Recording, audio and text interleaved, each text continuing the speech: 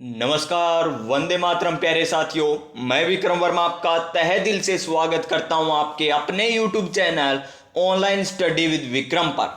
तो प्यारे साथियों, आप सभी स्वस्थ होंगे, मस्त होंगे और अपनी अपनी तैयारी में व्यस्त होंगे। और इसी तैयारी को और मजबूत और शानदार और दमदार बनाने के लिए हम कर रहे हैं सीईटी ग्रेजुएशन, सीईटी 10+2 के लिए मॉडल पेपर। प्यारे साथियों, जो हूबहू आपके सीईटी ग्रेजुएशन में पूछे जाएंगे क्वेश्चन और सीईटी 10+2 में पूछे जाएंगे। और आज का हमारा महत्वपूर्ण पेपर रहने वाला है। कौन सा पेपर रहने वाला है? आज का हमारा जो सीईटी ग्रेजुएशन का पेपर हुआ था ना, वो रहने वाला है, जिसका पार्ट 1 हम कर चुके हैं और इसका पार्ट 2 रहने वाला है, जिसमें आपको करंट अफेयर्स के क्वेश्चन पूछे गए थे, आपको इंडिया जीके के क्वेश्चन पूछे गए थे, मैथ पूछी गई, रीजनिंग पूछी गई, हिंदी, इंग्लिश, कंप्यूटर साइंस, यानी इतने सब्जेक्ट आज हम करने वाले हैं कि किस तरीके से सीईटी का पेपर आता है। और आपको मैं ना, जो पहले करंट के क्वेश्चन आए थे ना, जिस प्रकार पहले आ गया कि पद्मश्री 2022 में किसे मिला, वो अब मैं आपको बता दूंगा कि पद्मश्री 2024 में किन्हें मिला है। यानी नवीनतम आंकड़ों के साथ ये क्लास रहने वाली है। तो जो भी साथी सीईटी ग्रेजुएशन, सीईटी 10+2 की तैयारी कर रहे हैं ना, इस क्लास को लास्ट तक लगा लीजिएगा। आपका प्यारे साथियों 1, 2, 3, 4, 5 कितने भी क्वेश्चन इस क्लास से मिल सकते हैं, क्योंकि इसी पैटर्न पर आपसे क्वेश्चन पूछे जाएंगे। और नवीनतम डाटा के साथ, नवीनतम इको सर्वे के साथ, नवीनतम करंट अफेयर्स के साथ आपको क्वेश्चन मिलने वाले। मैथ और रीजनिंग तो बड़ी शानदार तरीके से आपको समझाई जाएगी, जो कि आपको क्लास में ही तुरंत समझ में आ जाएगी। और साइंस भी बेहतरीन तरीके से समझाई जाएगी। तो यानी इस क्लास को लास्ट तक लगा लीजिएगा।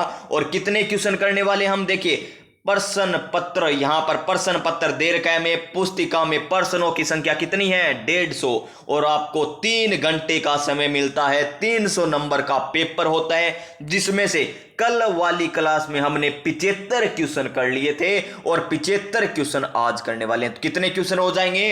150 क्वेश्चन हो जाएंगे। और ऐसे हम क्यों करते हैं प्यारे विद्यार्थियों? क्योंकि क्लास लंबी ज्यादा ना हो। क्लास ऐसे नहीं कि 2 घंटे की हो जाए, 3 घंटे की हो जाए, तो वो क्लास से विद्यार्थी नहीं देख पाता, पूरी एक साथ नहीं देख पाता, तो उसका शेड्यूल बिगड़ जाता है। इस कारण हम बड़ी क्लासें नहीं ले रहे हैं। तो हम कोशिश करेंगे कि आने वाले, जब परीक्षा का नजदीक समय आ जाएगा ना, बिल्कुल ही 5-6 दिन बचेंगे, तब हम क्या करेंगे, थोड़ी लंबी क्लासें लेंगे, ताकि आप ज्यादा से ज्यादा पढ़ सको। तो चलिए आज हम करेंगे इन 75 क्वेश्चनों को नवीनतम डाटा के अनुसार, जिसमें आपको करंट अफेयर्स के क्वेश्चन, इको के क्वेश्चन मिलेंगे। और हम बात करें भारत में तो जियोग्राफी, इंडियन पॉलिटी के क्वेश्चन, यानी सभी क्वेश्चन मिलने वाले हैं, केवल किसको छोड़कर? राजस्थान जीके को छोड़कर। लेकिन फिर भी आपको 2-4 क्वेश्चन तो राजस्थान जीके के भी मिलेंगे। अगर आपने पहली वाली क्लास नहीं देखी तो पहली वाली क्लास भी देख लेना, पहले इस क्लास को लगा लेना।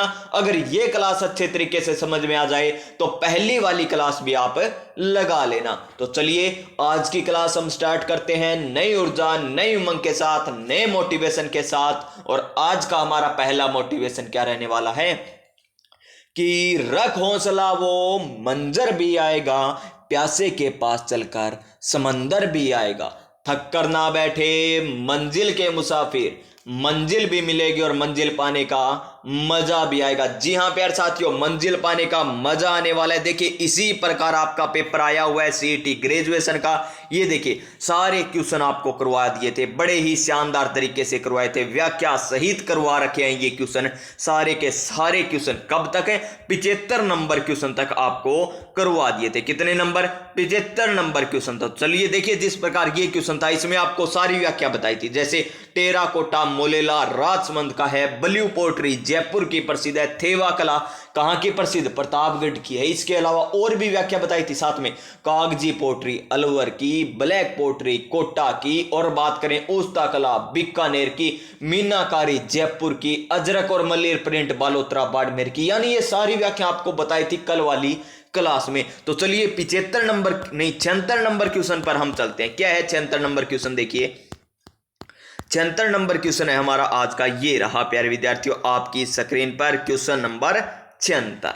और देखिए यहां पर तो क्या कह रखा है, देखिए क्वेश्चन नंबर 76 में क्या कह रहा है, क्वेश्चन नंबर 76 में कह रहा है कि निम्नलिखित में से किस देश ने वर्ष 2021-22 में भारत के साथ सर्वाधिक निर्यात किया है।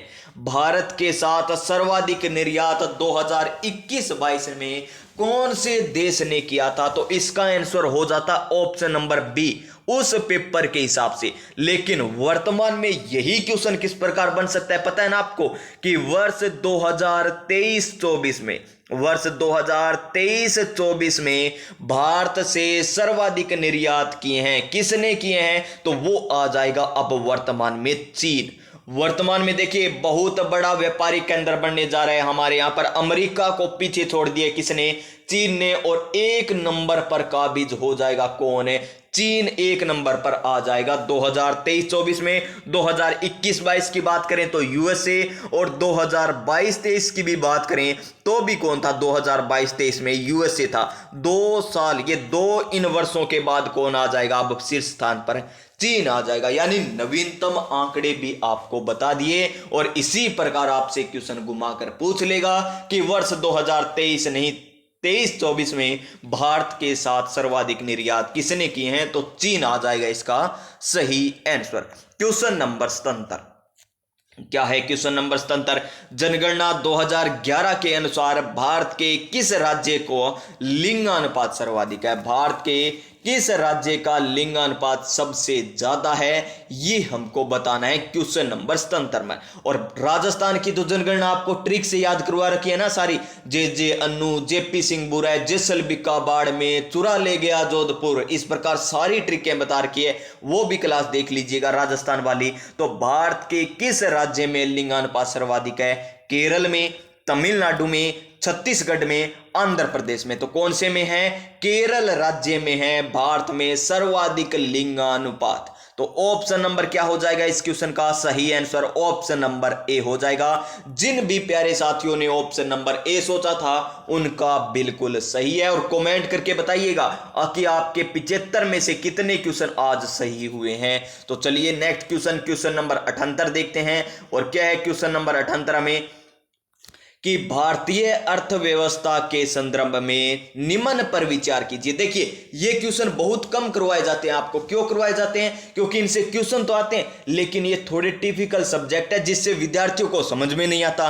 अगर विद्यार्थियों को समझ में नहीं आएंगे तो वो उस क्लास को देखेंगे नहीं, और क्लास को नहीं देखेंगे तो व्यू नहीं आएंगे, और व्यूज नहीं आएंगे तो पैसे कहां से आएंगे। तो प्यारे विद्यार्थियों हमें कोई मतलब नहीं है, हमें तो पढ़ना है, जो क्वेश्चन आता है वो हमको करना है। देखिए भारतीय अर्थव्यवस्था के संदर्भ में निम्न पर विचार कीजिए, और हमें क्या करना है कि उपयुक्त में से कौन सा या कौन से मौद्रिक नीति के घटक हैं ये हमें बताना है। कि ऊपर 4 हमें कथन दिए गए हैं, उनमें से मौद्रिक नीति के घटक कौन कौन से हैं। नंबर 1 पर देखिए हमें क्या दे रखा है, सार्वजनिक ऋण।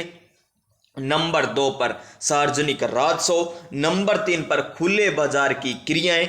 नंबर 4 पर हमें बैंक दर दे रखा है। तो खुले, यहां पर मौद्रिक नीति के घटक कौन कौन से हैं, मौद्रिक नीति के घटक हो जाएंगे हमारे कौन कौन से, एक तो खुले बाजार की क्रियाएं और एक बैंक दर, यानी 3 नंबर और 4 नंबर।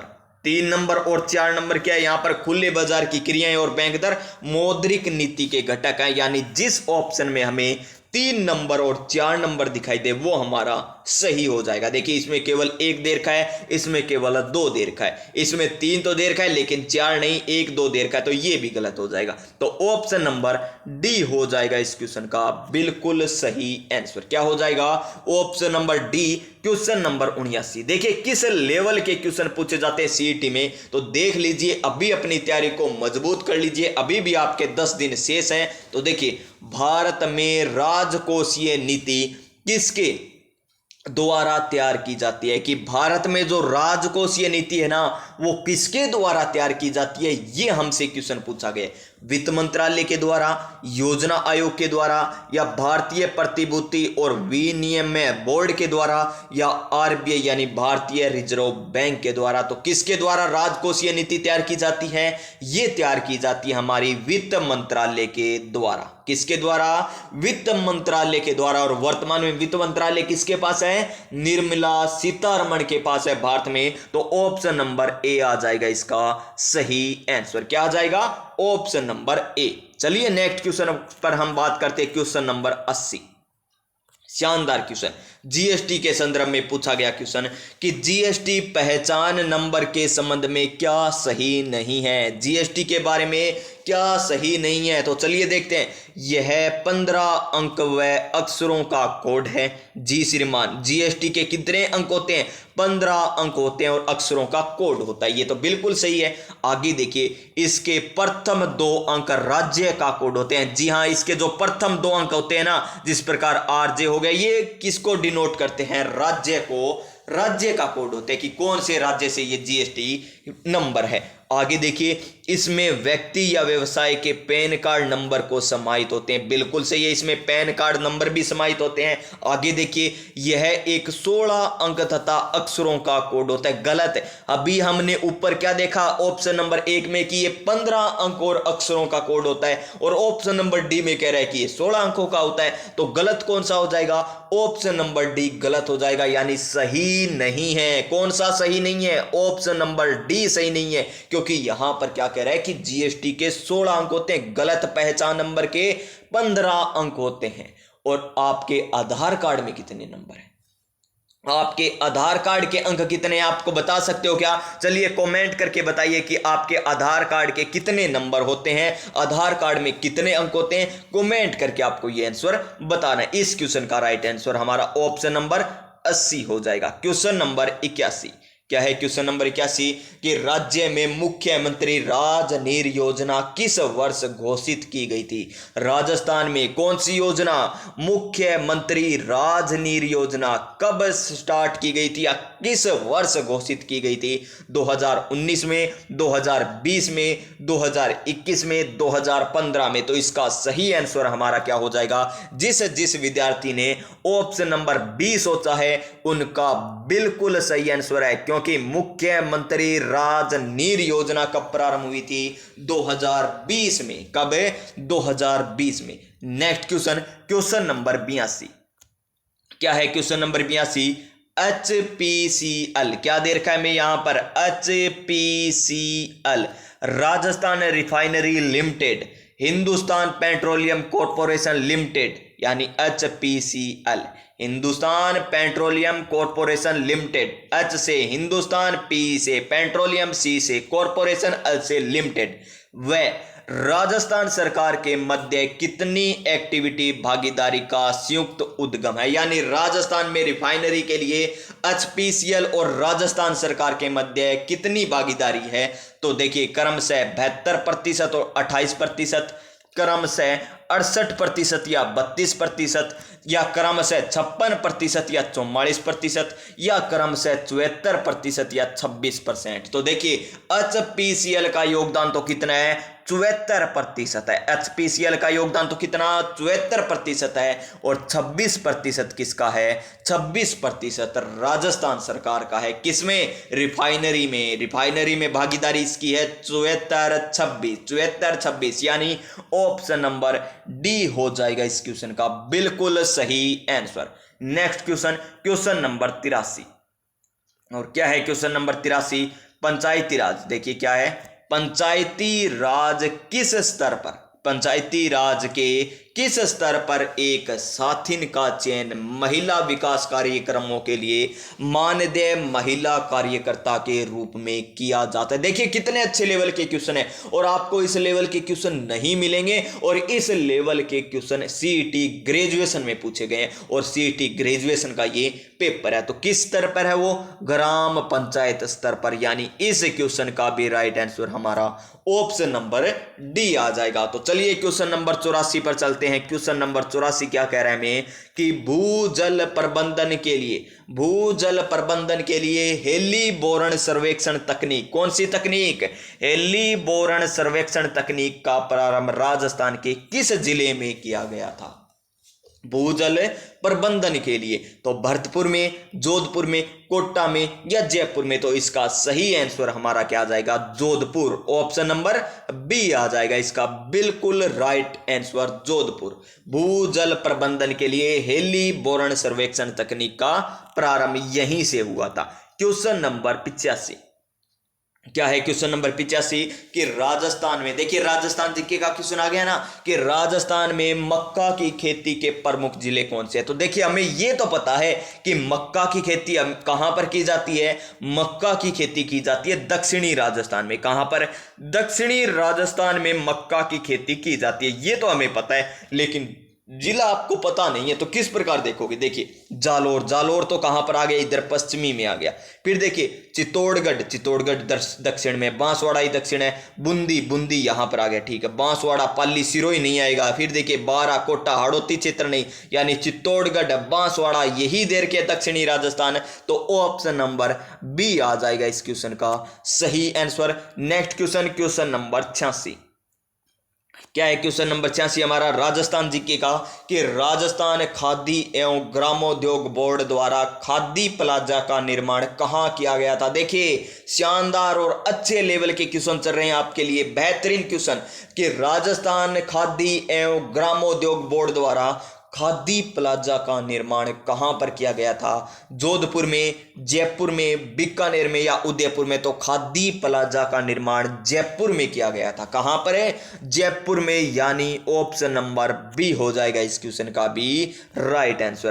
क्वेश्चन नंबर 87 और अब की बार सिंचाई परियोजना से आपका एक क्वेश्चन पक्का आने वाला, और सिंचाई परियोजना में कल आपको ये टॉपिक करवाने वाला हूं, शानदार तरीके से मैप के माध्यम से समझाने वाला हूं। देखिए निम्नलिखित में से किसे या किन्हें परवन वृद्ध परियोजना से सिंचाई सुविधा मिलेगी? कौन से जिले को परवन वृद्ध परियोजना से सिंचाई सुविधा मिलेगी? बूंदी, कोटा, बारा जिले के 535 गांव को, या फिर देखिए नेक्स्ट ऑप्शन झालावाड़, बारा, कोटा जिलों के 637 गांव को। फिर देखिए झालावाड़, बूंदी, कोटा, झालावाड़, बूंदी। देखिए बूंदी तो है ही नहीं, बूंदी को तो पहले ही काट दीजिए, परवन में बूंदी नहीं है, ये बूंदी काट दीजिए, ये ठीक है, कट गए बूंदी। तो आगे देखिए प्रतापगढ़, ये प्रतापगढ़ कहां से आ गया? परवन वृद्ध परियोजना तो हाड़ौती प्रदेश में, जिसमें बूंदी शामिल नहीं है। तो केवल ऑप्शन हमारा बच जाएगा ऑप्शन नंबर बी। क्या बच जाएगा? ऑप्शन नंबर बी, यानी परवन वृद्ध परियोजना से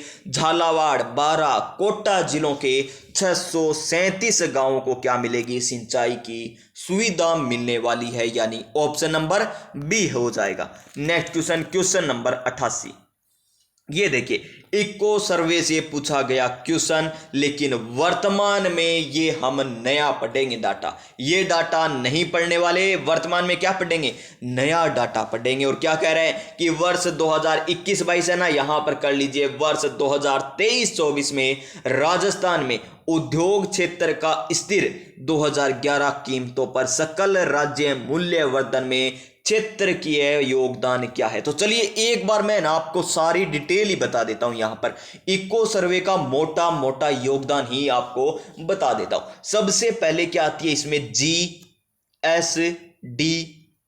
क्या आती है? GSDP यानी सकल राज्य घरेलू उत्पाद। और ये कितना है? स्थिर कीमतों पर पूछे, ये अस से मैं लिख रहा हूं, स्थिर पी से लिख लेता हूं प्रचलित। अगर स्थिर कीमतों पर पूछे तो कितना है? 8,45,115।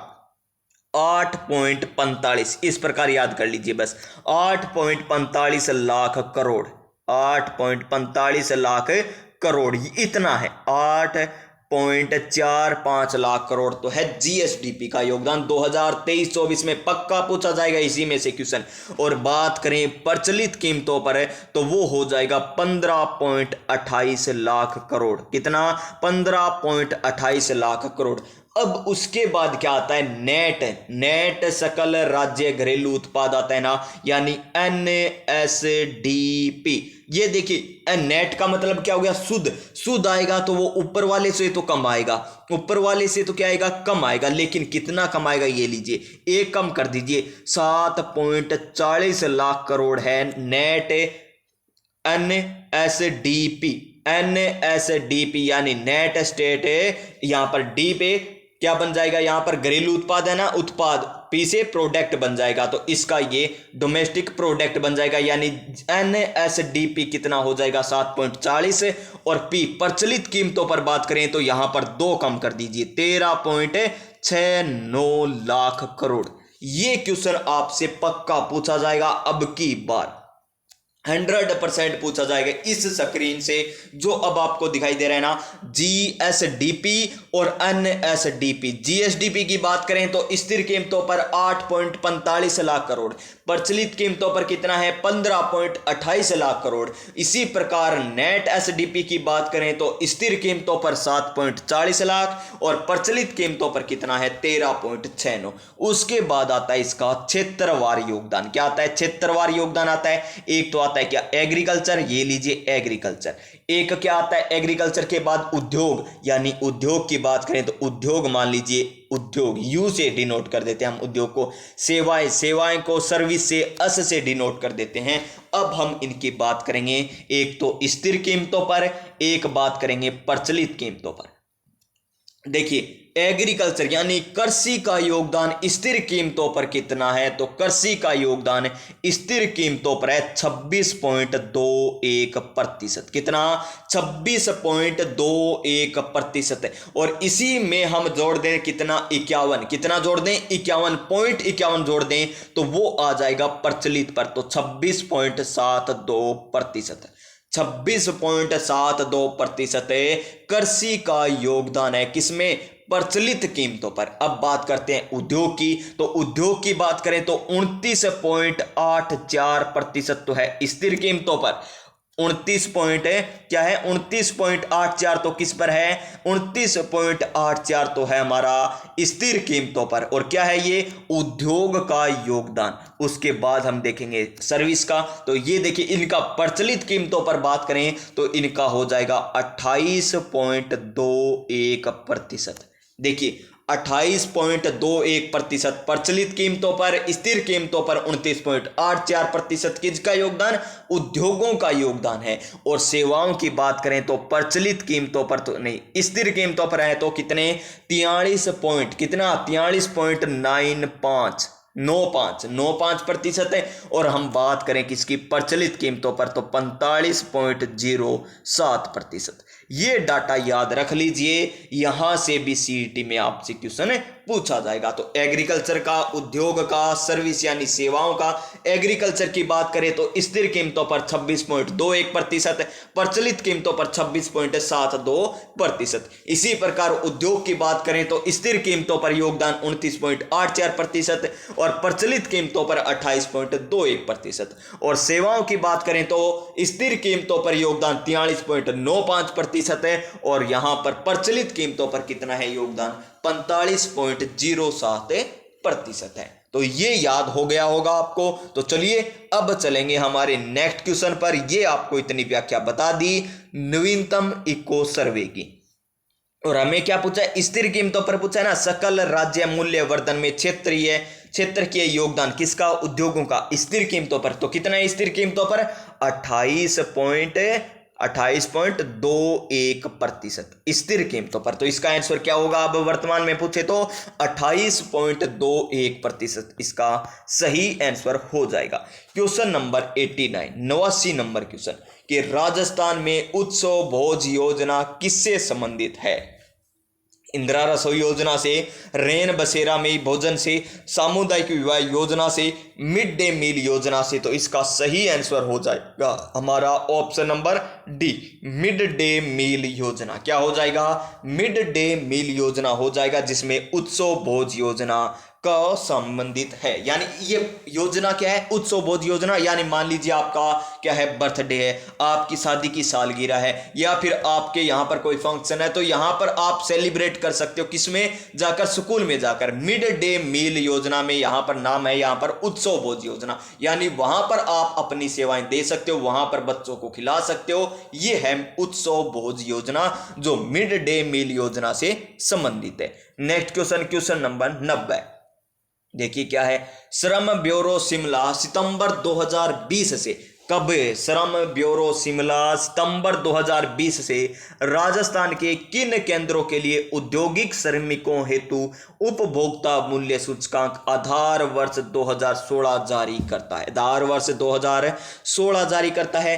अलवर, भीलवाड़ा, जयपुर, अजमेर, जयपुर, भीलवाड़ा, तो जयपुर, जोधपुर, बीकानेर, या अलवर, अजमेर, जयपुर। तो इसका सही आंसर क्या होगा? देखिए पहले क्या था, अजमेर शामिल था, लेकिन सितंबर 2020 से किसको, अजमेर को हटाकर किसको शामिल कर लिया, अलवर को। यानी इसका सही आंसर हमारा ऑप्शन नंबर ए हो जाएगा। क्या हो जाएगा? ऑप्शन नंबर ए, अलवर, भीलवाड़ा, जयपुर। अलवर, भीलवाड़ा, जयपुर किसमें, औद्योगिक श्रमिकों हेतु उपभोक्ता मूल्य सूचकांक हेतु अलवर, भीलवाड़ा, जयपुर, इनको केंद्रों को चिन्हित किया जाता है। और आधार वर्ष कितना होता है इसका, 2016 रखा जाता है। क्वेश्चन नंबर 91, ये देखिए करंट का क्वेश्चन है ना।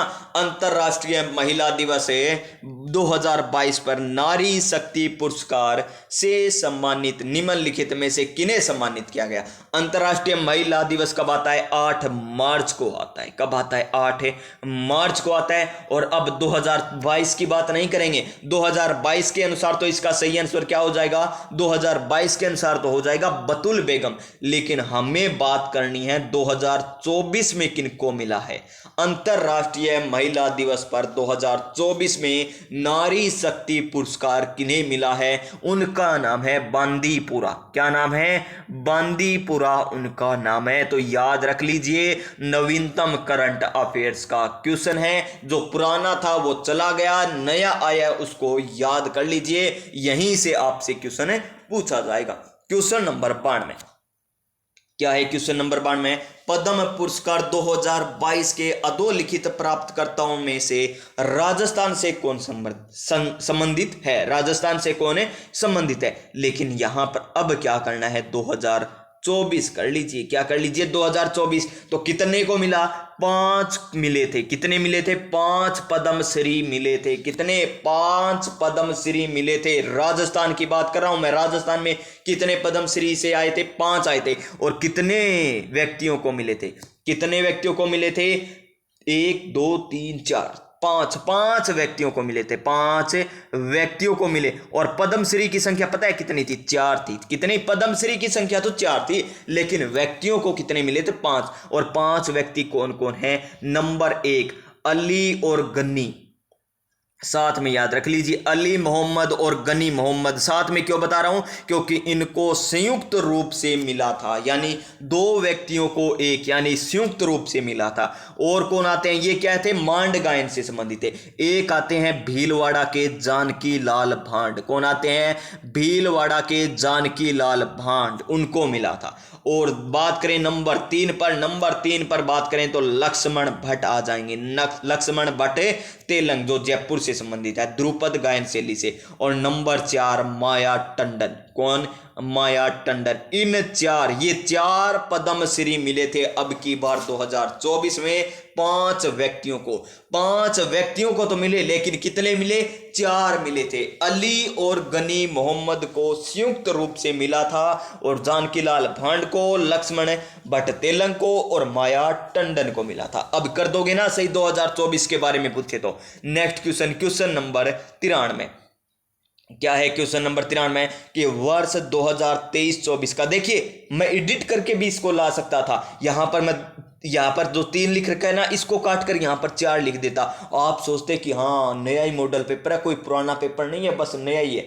और होता यही प्यारे विद्यार्थियों, लेकिन मैंने इसे नहीं किया क्योंकि मैं आपको ये साथ के साथ ये दिखाना चाहता हूं कि क्वेश्चन किस लेवल के आपसे पूछे गए थे और वर्तमान पर इसी पर आधारित क्वेश्चन आ जाए तो किस प्रकार आप करोगे। अब देखिए वर्ष 2023 है ना, यहां पर कर लीजिए वर्ष 2024। तो वर्ष 2024 का G20 शिखर सम्मेलन निम्न में से किस देश में प्रस्तावित है। तो कौन से देश में प्रस्तावित है, तो 2024 वाला है ब्राजील में।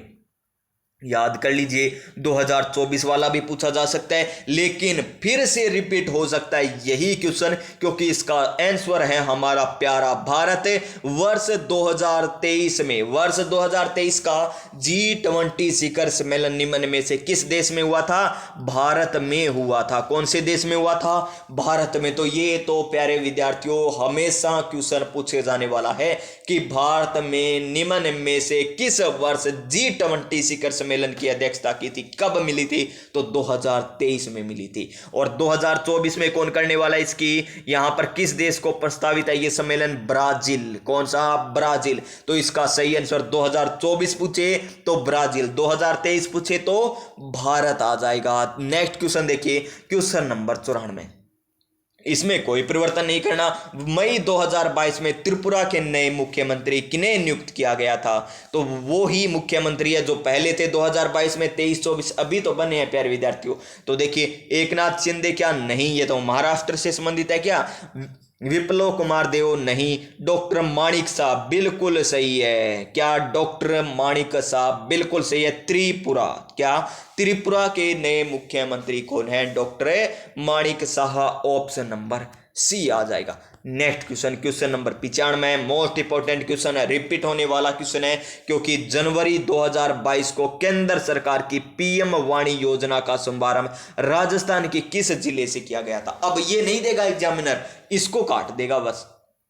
ये लीजिए, अब देखिए क्या आएगा क्वेश्चन कि केंद्र सरकार की पीएम वाणी योजना का शुभारंभ राजस्थान के किस जिले से किया गया था। देखिए करंट का क्वेश्चन नहीं रहा ना, अब ये बन गया जीके का क्वेश्चन कि पीएम वाणी योजना का शुभारंभ राजस्थान के कौन से जिले से होता है, जयपुर से, सीकर से, जोधपुर से या फिर प्रतापगढ़ से। तो इसका सही आंसर हमारा ऑप्शन नंबर डी हो जाएगा, प्रतापगढ़। क्या हो जाएगा, ऑप्शन नंबर डी, पीएम वाणी योजना जो शुरू हुई थी, option number D. Next question, question number 96 क्या है, युवा मामले और खेल मंत्रालय ने वर्ष 2022 का मेजर ध्यानचंद खेल रत्न पुरस्कार अचंता शरत कमल को देने की घोषणा की गई है। इनका संबंध किस खेल से है।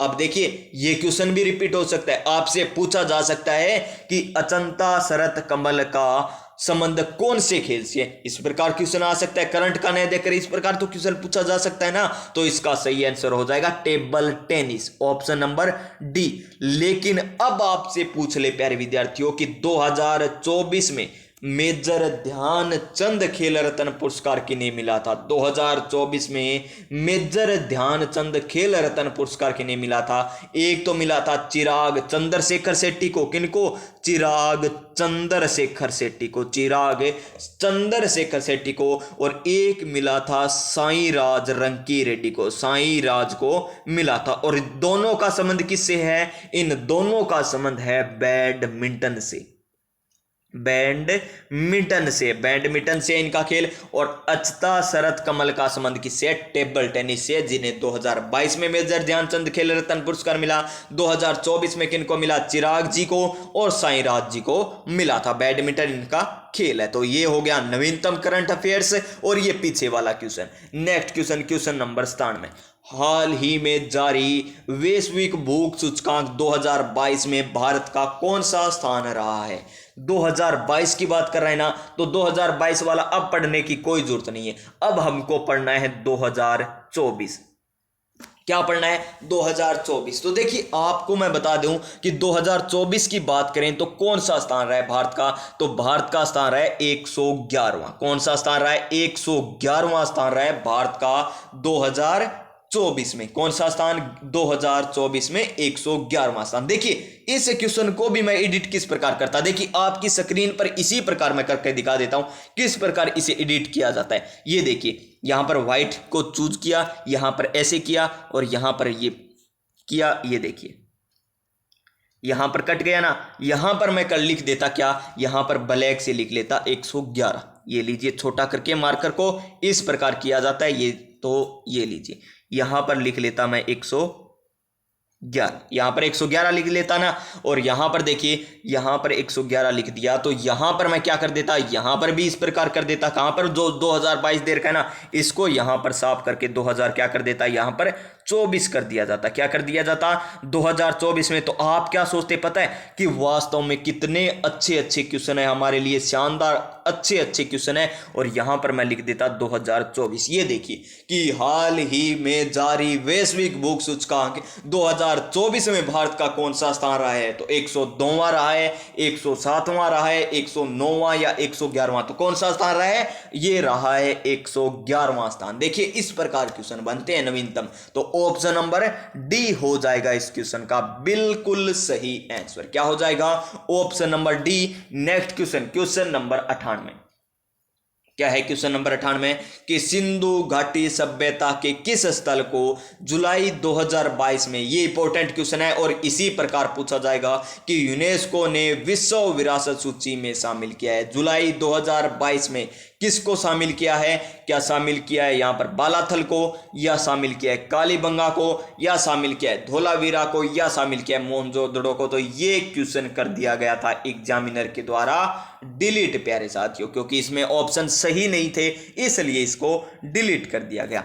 ये देखिए क्वेश्चन नंबर 99। और ये तो क्वेश्चन इसी प्रकार ही पूछा जाएगा, वर्तमान में पूछा गया तो भी इस प्रकार आएगा। क्या है क्वेश्चन कि 2025 विश्व एथलीट चैंपियंस की मेजबानी निम्न में से कौन सा शहर करेगा। 2025 में विश्व एथलीट्स चैंपियंस की मेजबानी कौन करेगा, ये आपको बताना है। तो देखिए पेरिस या टोक्यो, संघाई या बुडापेस्ट, तो कौन करेगा, इसकी मेजबानी करने वाला है टोक्यो। कौन करने वाला है, टोक्यो, यानी ऑप्शन नंबर बी। और वर्तमान में पेरिस, वो बता ही दिया आपको, वर्तमान में ओलंपिक कहां पर हुए थे, पेरिस में हुए थे। और पैरा ओलंपिक कहां पर हुए थे, पेरिस में हुए थे। और ये दोनों वीडियो आपको करा रखी है, पेरिस ओलंपिक वाली और कौन सी करा रखी है आपको, कहां पर चले गए क्वेश्चन, पेरिस ओलंपिक वाली और एक पैरा ओलंपिक वाली भी क्लास आपको करवा रखी है। क्वेश्चन नंबर 100 देखिए कि अगस्त 2024 तक भारत में कुल 75 रामसर स्थल है, इनमें से सर्वाधिक रामसर स्थल कहां पर स्थित है, ये आपको बताना है। तो देखिए आपको नहीं बताना, मैं ही बता देता हूं। चलिए तो देखिए अगस्त 2022 है ना, यहां पर अब क्या कर लेते हैं हम, अगस्त 2024 को मिटाकर यहां पर कर देते हैं हम क्या, वर्तमान तक। क्या, कहां तक, वर्तमान तक, यानी आज तक। ये लीजिए ये मिट गया ना। अब क्या लिख देते हम यहां पर, हम यहां पर लिख देते आज तक। ये लीजिए आज तक, ये क्वेश्चन बन गया नवीनतम। तो आज तक भारत में कुल 75 रामसर स्थल है क्या, नहीं सर 75 नहीं है। तो कितने हो गए, वर्तमान में हो चुके हैं हमारे यहाँ पर 82। कितने हो चुके हैं वर्तमान तक, 82। तो ये लीजिए ये बन गया एक और क्वेश्चन। ये देखिए नवीनतम बन गए ना क्वेश्चन, इसी प्रकार बनाए जाते प्यारे विद्यार्थी, कोई क्वेश्चन अलग से थोड़ी आते हैं। ये लीजिए 82। ये देखिए कि आज तक भारत में 82 रामसर स्थल है, इनमें से सर्वाधिक रामसर स्थल किस राज्य में है, उत्तर प्रदेश में, हिमाचल प्रदेश में, तमिलनाडु में या मध्य प्रदेश में। तो सर्वाधिक कौन से राज्य में है, तमिलनाडु में है। और कितने हैं, 17 रामसर स्थल है। उसके बाद आता है यूपी जिसमें कितने हैं, 10 रामसर स्थल है। और 82वां रामसर स्थल कौन सा है पता है ना आपको, अदनासिनी। कौन सा, अदनासिनी, अदनासिनी।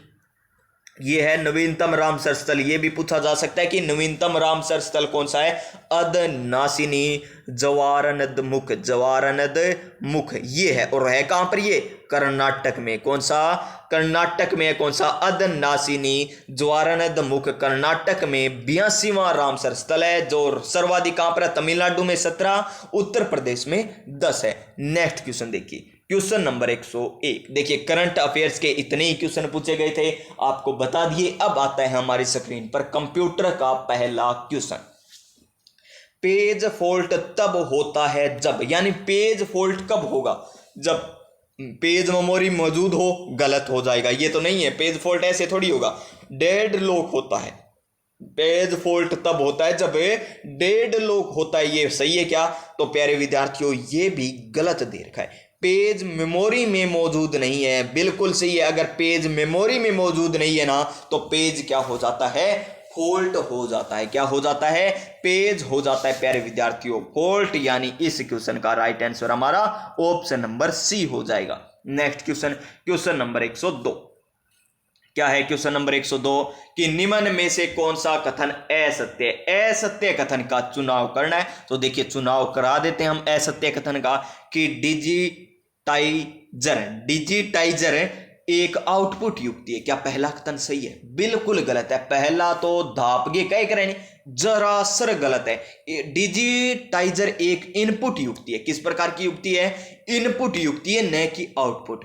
आगे देखिए, एक बैंक चेक पर आप पहले से छपे MICR अक्षर पा सकते हैं। बिल्कुल सही है, बैंक चेक में MICR ये अक्षर पाते हैं। ठीक है, ट्रैक बॉल और जॉयस्टिक माउस की तरह पॉइंटिंग युक्ति है। बिल्कुल सही है। OCR का अभिप्राय ऑप्टिकल कैरेक्टर रिकग्निशन है। बिल्कुल सही है ये भी। तो 2 नंबर, 3 नंबर और 4 नंबर तो बिल्कुल सही है, लेकिन केवल एक क्या दे रखा है? में असत्य दे रखा है, क्योंकि ये एक इनपुट युक्ति है न कि आउटपुट युक्ति। तो ऑप्शन नंबर ए हो जाएगा इसका सही आंसर। क्वेश्चन नंबर 103, ये देखिए हमें क्या बताना है क्वेश्चन नंबर 103 में कि डॉक्यूमेंट के एक स्थान से दूसरे स्थान पर जाने के लिए MS वर्ड 2019 की कुंजियों के संदर्भ में निम्न कथनों पर विचार कीजिए। कथनों पर क्या करना है? विचार करना है। तो देखिए, एंड दबाने पर, कौन सा? एंड बटन दबाने पर आप डॉक्यूमेंट के अंत पर पहुंचा दिया जाता है। क्या डॉक्यूमेंट के अंत में पहुंचा दिया जाता है? गलत है। तो कहां पर पहुंचाया जाता है? पेज के अंत में पहुंचाया जाता है, न कि डॉक्यूमेंट के अंत में पहुंचाया जाता है। आगे देखिए 2 नंबर देखिए, PGDN दबाने पर आपको एक स्क्रीन नीचे पहुंचा दिया जाता है। बिल्कुल सही है, पेज डाउन यहां पर एक स्क्रीन नीचे। फिर देखिए कंट्रोल प्लस होम दबाने पर आपको डॉक्यूमेंट के शीर्ष पर पहुंचा दिया जाता है। यह भी बिल्कुल सही है। और ये कह रहा ना डॉक्यूमेंट के अंत पर किस प्रकार पहुंचेंगे? तो डॉक्यूमेंट के अंत तक पहुंचेंगे अगर कंट्रोल प्लस क्या दबा दिया जाता है? एंड बटन दबा दिया जाता है, तब डॉक्यूमेंट के अंत तक जाते हैं। और कंट्रोल प्लस होम दबाते हैं तो डॉक्यूमेंट के शीर्ष पर पहुंच जाते हैं। और पेज के शीर्ष पर कब पहुंचते हैं? जब होम टैब दबाया जाता है। तो देखिए इनमें से 2 तो सही है और 1 गलत है। अब देखिए हमें पूछा क्या है कि डॉक्यूमेंट, हमें क्या पूछा है? उपयुक्त में से कथन सत्य है। कौन से सत्य हैं? 2 नंबर और 3 नंबर सत्य है। कौन से है? 2 नंबर और 3 नंबर सत्य है। और गलत पूछा जाता तो इसका आंसर क्या हो जाता? हमारा ऑप्शन नंबर 1 हो जाता। क्या हो जाता? Option number 1। सॉरी दोस्तों। तो प्यारे साथियों यहां पर फिर से हम बात करते हैं। देखिए इसकी बात कर रहे थे ना इसी क्वेश्चन की। तो देखिए 1 नंबर तो गलत हो जाता है, 2 नंबर और 3 नंबर सही है। और हमें क्या पूछा गया? कौन सा कथन सत्य है? कौन सा कथन है सत्य है? तो सत्य कौन सा कथन है इनमें से? 2 नंबर और 3 नंबर, यानी ऑप्शन नंबर बी हो जाएगा इस क्वेश्चन का बिल्कुल सही आंसर। क्वेश्चन नंबर 104, क्या है क्वेश्चन नंबर 104 कि MS एक्सेल में फॉर्मेट सेल्स, MS एक्सेल में फॉर्मेट सेल डायलॉग बॉक्स प्रदर्शित करने के लिए किस कमांड का उपयोग करेंगे? कौन सी कमांड का हम उपयोग करेंगे किसके लिए? फॉर्मेट सेल्स में डायलॉग बॉक्स प्रदर्शित करने के लिए। तो देखिए इसका आंसर क्या होगा? Control plus up, control plus 1, control plus D, control plus 2। यहां पर इसका सही answer option number B, control plus 1 का उपयोग किया जाता है। ऑप्शन नंबर बी आ जाएगा इसका सही आंसर। क्वेश्चन नंबर 105, क्या है? द्वितीय जनन कंप्यूटरों को किस दौरान विकसित किया, यानी दूसरी पीढ़ी के कंप्यूटर को कब विकसित किया गया था? 1649 से 1670, 1559 से 1565, 1565 से 1570, 1570 से 1590। तो इसका सही आंसर हमारा ऑप्शन नंबर बी हो जाएगा 1500 कहां पर आ गए प्यारे साथियों? 1959 से 1965। ऑप्शन नंबर बी आ जाएगा इसका बिल्कुल सही आंसर। अब आता है हमारा साइंस का पहला क्वेश्चन कि निम्नलिखित सत्य कथनों का समय का चुनाव कीजिए। हमें कितने कथन दे रखे? 4 कथन दे रखे। क्या दे रखे हैं? 4 कथन दे रखे, जिनमें से हमें सही कथन का चयन करना है। तो लीजिए सही कथन चुन लेते हैं। 5 से 8% एसिटिक अम्ल के जलीय विलयन को सिरका कहते हैं।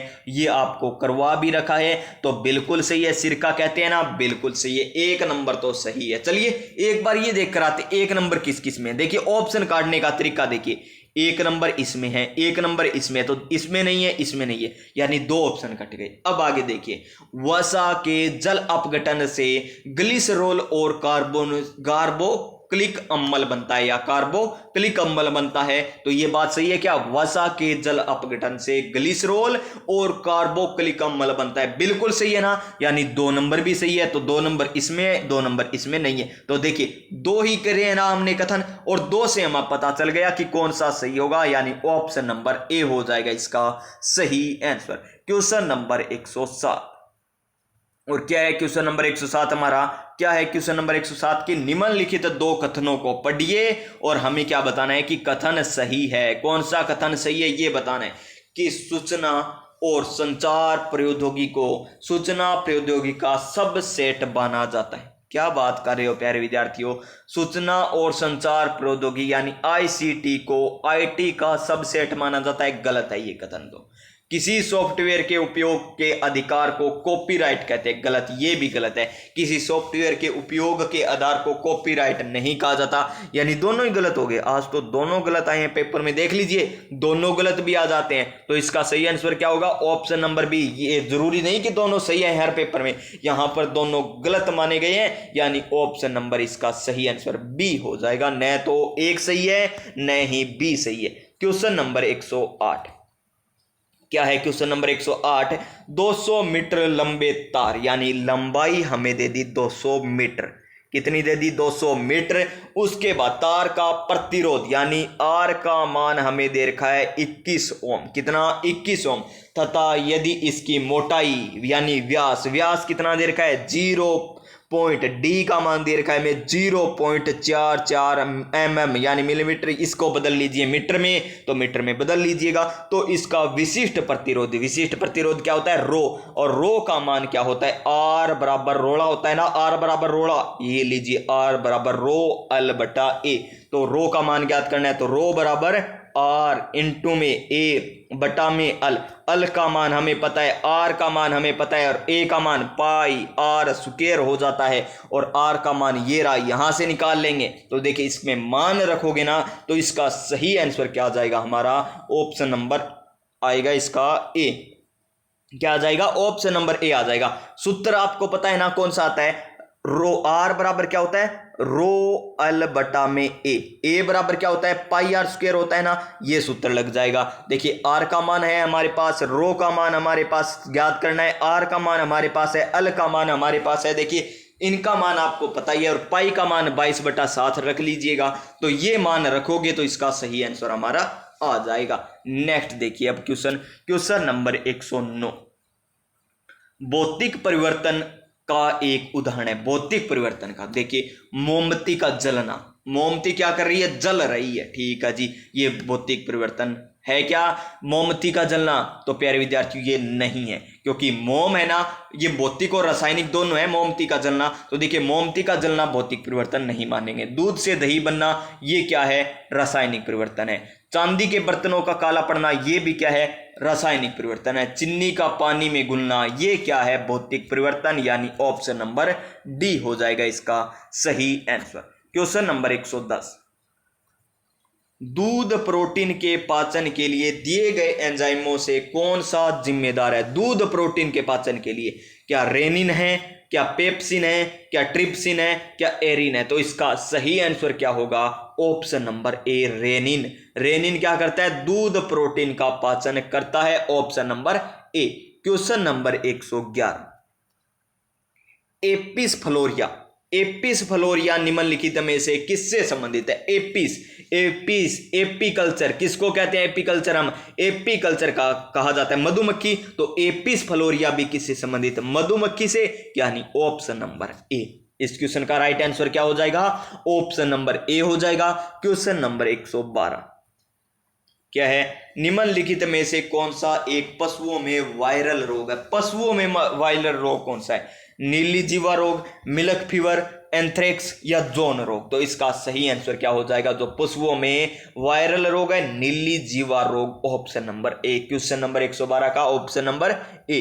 क्वेश्चन नंबर 113, ये लीजिए, हमें क्या करना है? 113 नंबर में मिलान करना है। शानदार क्वेश्चन है और इस प्रकार ये हमें दे रखा है। नीचे हमें देखिए सूची फर्स्ट दे रखी है, सूची सेकंड दे रखी है और हमें क्या करना है? इसका मिलान करना है ताकि हमें अच्छे तरीके से समझ में आ जाए। तो चलिए हम कूट को बाद में देखेंगे, पहले यहां पर मिला लेते हैं। तो देखिए, हाइड्रोजन बम, हाइड्रोजन बम में कौन सी घटना होती है? संलयन की क्रिया होती है हाइड्रोजन बम में। तो ये लीजिए संलयन। परमाणु बम में क्या होता है? विखंडन होता है। ये लीजिए विखंडन। बंधन ऊर्जा, बंधन किस में होगी? क्रांतिक द्रव्यमान या द्रव्यमान क्षति? तो इसमें क्या हो जाएगा हमारा? क्रांतिक द्रव्यमान नहीं, द्रव्यमान में क्षति होगी बंधन ऊर्जा में। और परमाणु भट्टी में क्रांतिक द्रव्यमान संबंधित है। यानी पहले 2 1 4 3, 2 1 4 3 आएगा इसका सही है। 2 1 4 3, देखिए 2 इसमें नहीं है, 2 इसमें नहीं है, 2 इसमें है, 2 इसमें, 2 1 4 3, यानी ऑप्शन नंबर सी आ जाएगा इसका सही आंसर, न कि ऑप्शन नंबर डी। यहां पर 3 4 है ना, तो ये आ जाएगा option number C. Question number next, question number 114। क्या है क्वेश्चन नंबर 114?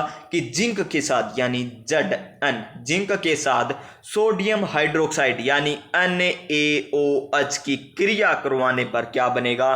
तो ZnOH बनेगा क्या? तो जिंक हाइड्रोक्साइड बनेगा। क्या बनेगा? जिंक हाइड्रोक्साइड बनेगा। और क्या बनेगा साथ में? और बनेगा, एक सेकेंड, जिंक हाइड्रोक्साइड थोड़ी बनेगा प्यारे साथियों, ये तो वो क्रिया है सोडियम जिंकेट वाली। कौन सी क्रिया है? सोडियम जिंकेट वाली क्रिया है ये तो देखिए इसमें क्या, जिंक के साथ सोडियम हाइड्रोक्साइड की क्रिया करने पर क्या बनेगा? सोडियम जिंकेट और हाइड्रोजन गैस बनेगी। क्या बनेगी? सोडियम हाइड्रोक्साइड नहीं, सोडियम जिंकेट और हाइड्रोजन गैस बनेगी, यानी option number C. Question number 115,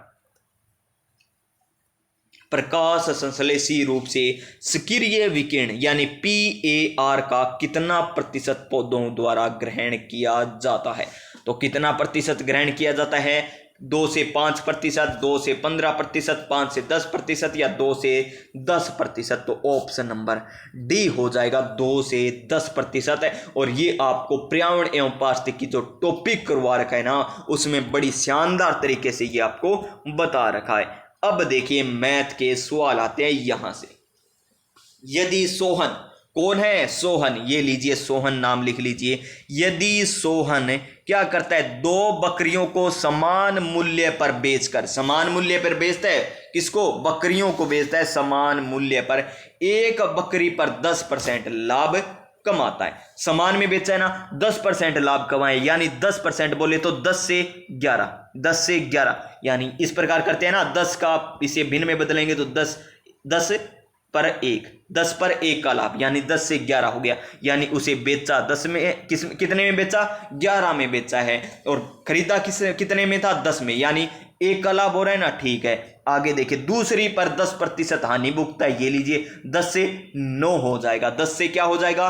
9 हो जाएगा। तो निम्न में से कौन सा कथन सत्य है? देखिए दोनों को 100 में खरीद कर ले आए वो, और 99 में क्या है? उसने बेच दी, हानि हुई है ना, तो 1% की हानि आ जाएगा इसका सही आंसर। तो ऑप्शन नंबर सी हो जाएगा इसका बिल्कुल सही आंसर, 1% की हानि। क्वेश्चन नंबर 117, क्या है क्वेश्चन नंबर 117? 320 तथा 350 के मध्य सभी सम संख्याओं का औसत ज्ञात कीजिए। तो पहली सम संख्या प्लस में दूसरी सम संख्या बटा में क्या करते हैं? 2, तो क्या आ जाता है? औसत आ जाता है। तो कर दीजिए, पहली संख्या 320 दे रखी है, दूसरी 350 दे रखी है, बटा में 2 कर दीजिए। 320 और 350 कितने हो गए? 400 नहीं, 670, 670 बटा में 2 करोगे तो कितना आ जाएगा? 335। तो ऑप्शन नंबर ए हो जाएगा इसका सही आंसर। बहुत ही आसान question. Next question, question number 118, एक आयताकार मैदान का क्षेत्रफल, ये लीजिए आयताकार मैदान बना लेते हम, ये बना लिया हमने आयताकार मैदान। क्या एक आयताकार मैदान का क्षेत्रफल 300 वर्ग किलोमीटर है। और मैदान का क्षेत्रफल क्या होता है आयताकार का, लंबाई इंटू में चौड़ाई होता है। ये लीजिए लंबाई इंटू चौड़ाई बराबर क्या दे रखा है हमें, 300 वर्ग मीटर दे रखा है। उसके बाद यदि विकीर्ण की माप 25 है, यानी इसका मान, किसका मान, ये लीजिए ये है इसका विकीर्ण, इसका मान हमें दे रखा है, विकीर्ण का मान कितना, इस विकीर्ण का मान हमें दे दिया कितना, 25, कितना 25 मीटर दे दिया। ये लीजिए 25 मीटर लिख देते हैं, 25 मीटर है। तो मैदान का परिमाप होगा, और परिमाप का क्या होता है सूत्र, 2 इंटू में लंबाई प्लस में चौड़ाई, 2 इंटू में लंबाई प्लस में चौड़ाई होता है, यही होता है ना परिमाप का सूत्र। और देखिए हमें दे रखा है लंबाई इंटू चौड़ाई 300 और इसका मान कितना है 25। तो देखिए यहां पर ट्रिपलेट लगाइए, यहां पर क्या लिख दीजिए, या ये 25 है तो ये क्या आएगा, या तो आएगा 1 15 और 1 आएगा 20, 1 आएगा 15, 1 आएगा 20। तो देखिए 15 और 20 की गुणा करते हैं 300 आता है ना। तो लंबाई मान लीजिए यहां पर 20 और चौड़ाई मान लीजिए 15, चाहे लंबाई कितनी मान लीजिए चौड़ाई कितनी मान लीजिए। तो यहां पर देखिए ये चौड़ाई हम लंबाई मान लेते हैं कितनी 20, चौड़ाई मान लेते हैं 15। तो देखिए ये ट्रिपलेट बन गया ना 20 15 25 वाला। तो ये बिल्कुल सही है, यही आएगी इसकी भुजाएं। तो 20 आ जाएगी, ये भुजा 15 आ जाएगी, ये आ जाएगा 25। अब देखिए मैदान का परिमाप ज्ञात करना है, लंबाई और चौड़ाई का मान कितना आ गया 20 और 15 ना, 20 और 15 को जोड़ेंगे तो कितना हो जाएगा 35 और 35 की गुणा 2 से कराएंगे तो कितना हो जाएगा 70 हो जाएगा। यानी इसका आंसर क्या आ जाएगा 70 मीटर आ जाएगा। कोई कुछ हल नहीं करना था, बिल्कुल आसान सा क्वेश्चन है। लंबाई इंटू चौड़ाई बराबर 300 दे रखा है, कितने की गुणा कितने से करें कि 300 आ जाए। तो 15 की गुणा 20 से करने पर 300 आता है ना, और यहां पर 15 20 रखेंगे तो 25 आ जाएगा ना कर्ण का मान। तो ये भी आ रहा है, तो बिल्कुल सही है। तो ये मान तो रख देंगे, तो ये आ जाएगा हमारा सूत्र से answer option number A 70 metre, 70 metre आ जाएगा। क्वेश्चन नंबर 119, यदि 5 वर्ष का साधारण ब्याज मूलधन का 20% के बराबर है, मूलधन मान लीजिए 100 है तो 20% के बराबर है, तो ब्याज कितना हो जाएगा 20। कितने साल का है ये 5 वर्ष का है, और वो भी क्या साधारण ब्याज है। देखिए 5 वर्ष का साधारण ब्याज कितना है 20 है, तो 1 का मान कितना आ जाएगा, यानी 1 वर्ष में कितना आ जाएगा 4 आ जाएगा, कितना 4 आ जाएगा। अब देखिए आगे कितना आ गया है 20 ब्याज हो चुका है, आगे क्या कह रहा है, तो यह मूलधन के बराबर हो जाएगा। यानी यहां पर क्या आना चाहिए 100 आना चाहिए। 100 ब्याज कब होगा, तो 80 और लाना होगा हमें ब्याज, 80 ब्याज और लाना होगा ना। और 80 ब्याज कितने समय में आएगा, 1 साल में 4 रुपए मिलते हैं हमें, तो 80 रुपए कितने में मिलेंगे 20 साल में जाकर मिलेंगे ना 80 रुपए। तो 20 साल में 80 रुपए, और 5 साल पहले ही है तो 25 साल में मूलधन के बराबर हो जाएगा ना। तो देखिए 25 वर्ष इसका बिल्कुल सही आंसर आ जाएगा ऑप्शन नंबर ए। दोबारा से देखिए बिल्कुल आसान क्वेश्चन है, समझने की बात है बस। 100 मान लीजिए हमने मूलधन मान लिया, क्या मान लिया मूलधन 20% है, यानी 20 रुपए क्या आ गया ब्याज। ब्याज कितना है 20 रुपए, और मूलधन कितना है 100 रुपए। मूलधन कितना है 100 रुपए मान लीजिए, मूलधन 100 रुपए है, ब्याज है 20 रुपए। और कितने वर्षों का ये 5 वर्षों का है। कितने वर्षों का 5 वर्षों का ब्याज 20 रुपए है, तो 1 वर्ष का ब्याज कितना आ जाएगा प्यारे विद्यार्थियों 4 रुपए आ जाएगा ना। यानी 1 वर्ष का ब्याज कितना है 4 रुपए। आगे चलिए, तो यह मूलधन के बराबर हो जाएगा क्या ब्याज। तो ब्याज को मूलधन के बराबर करने के लिए यहां पर 100 आना चाहिए ना ब्याज के पास। तो है कितना ब्याज अभी 20, तो कितना और बढ़ाना पड़ेगा हमें 80 और बढ़ाना पड़ेगा। और 80 कितने वर्षों में बढ़ेगा, अगर 1 वर्ष में 4 बढ़ता है तो 20 वर्ष में कितना बढ़ जाएगा हमारा 80 बढ़ जाएगा। तो देखिए बराबर हो जाएगा ना। और 5 वर्ष पहले लगे थे, 20 वर्ष ये हो गए कौन से अब वाले 80 किया तब, तो 20 और 5 कितने होते 25 वर्ष। तो ऑप्शन नंबर ए आ जाएगा इसका बिल्कुल सही आंसर। क्वेश्चन नंबर नेक्स्ट क्या कह रहा है, क्वेश्चन नंबर 120 नंबर क्वेश्चन है हमारा कि यदि x की आय, किसकी आय, x की आय y की आय से 10% अधिक है तथा y की आय z से 20% कम है। मान लीजिए x y z ये है, तो z की मान लीजिए आप 100 है, कितनी 100, तो y की कितनी होगी, देखिए y की आय z की आय से 20% कम है, यानी कितनी हो जाएगी 80 हो जाएगी, कितनी 80। अब देखिए x की आय y से 10% कम है, 10% कम करनी तो आती है ना, किस प्रकार करोगे 10% कम, तो देखिए 10% कम करते हैं आपको मैं, 10% अधिक है, अधिक किस प्रकार करोगे, ये लीजिए 80 का क्या कर दोगे आप 10% निकालिए, कितना आएगा 80 का 10%, 80 का 10% आएगा कितना 8, यानी 8 अधिक, तो ये इसका मान कितना आ जाएगा 88 ना, ये लीजिए 88, 8 जोड़ देंगे तो ये हो गया 88, यानी x का मान 88 है, y का मान 80 है, z का मान 100 है, इस अनुपात में ये है। तो हमें क्या पूछा है, x y z का अनुपात ही पूछा है। तो देख लीजिए इसे काटेंगे किससे, 4 से काटेंगे, तो 22 चौका 88 और कितने होते हैं 20 चौका 80, इसे काटेंगे 25 चौका 100, यानी 22 20 25, यानी ऑप्शन नंबर सी आ जाएगा इसका बिल्कुल सही आंसर। क्या आ जाएगा, option number C. Question number next क्या है, हमें दे रखा है एक निश्चित कूट, कूट दे रखा है 479, इसका अर्थ हमें दे रखा है फ्रूट इज स्वीट है, 248 का अर्थ वेरी स्वीट वॉइस, वाओ कितनी अच्छी आवाज है उसकी, और 637 का अर्थ ईट फ्रूट डेली, यानी डेली फ्रूट खाते हैं, तो इज का कूट बराबर होगा। सर हमें तो कुछ समझ में नहीं आया, तो अब आएगा समझ में।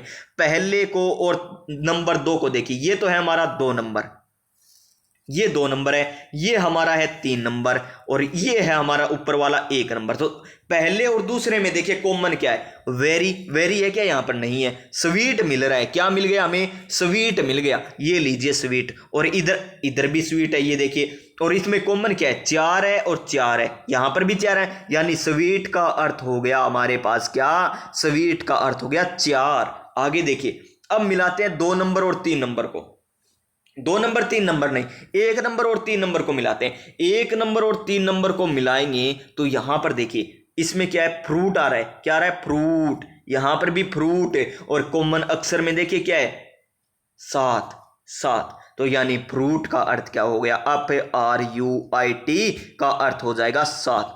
अब बचा क्या, हाँ यहां पर 1 नंबर में इज बच गया, तो इज का क्या बच जाएगा हमारा यहां पर 9 बच जाएगा, इज का क्या बच जाएगा 9 बच जाएगा अर्थ, तो इज का अर्थ क्या हो जाएगा 9, यानी ऑप्शन नंबर सी, क्योंकि स्वीट का अर्थ हो गया 4 और फ्रूट का अर्थ हो गया 7, तो इज का अर्थ क्या बचेगा यहां पर 9 बच जाएगा, एक अंक बचा है, तो ऑप्शन नंबर सी आ जाएगा इसका बिल्कुल सही आंसर।